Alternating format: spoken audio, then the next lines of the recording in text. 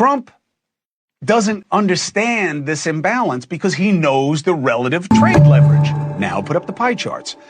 The 26% of what they make goes to us. 19% of what Canada makes goes to us. Okay? What do we make that goes to them? Because that would be their leverage, right? 1.2% of the U.S. GDP exports goods to Mexico. 1.4 is exporting goods to Canada. You see what I'm saying?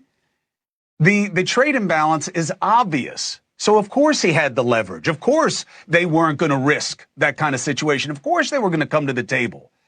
They thought that they could scare him because everybody loves to panic and create chaos and create negativity and create division. And they know that about us because they've watched us eat ourselves for years.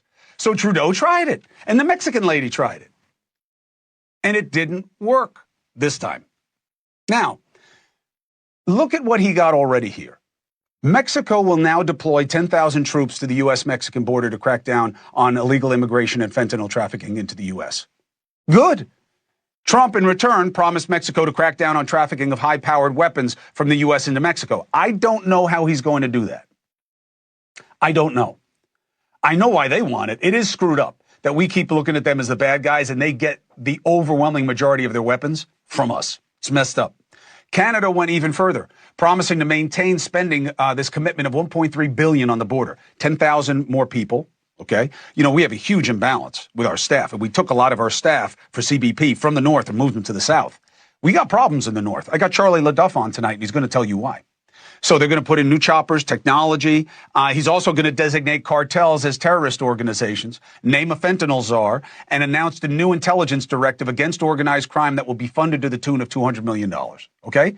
Now, there's a lot more to discuss. You cannot like Trump, but you have to give credit where it is due. Otherwise, nothing can be fair. Okay? You want to be a fair broker when he screws it up, then you got to be a fair broker when things go the right way. Now, again, I know they're saying that the tariffs are going to come back. I don't buy it, okay? And the media needs to stop judging how Trump talks and focus on how he walks and what works for or against Americans' interests. And there's going to be plenty to scrutinize.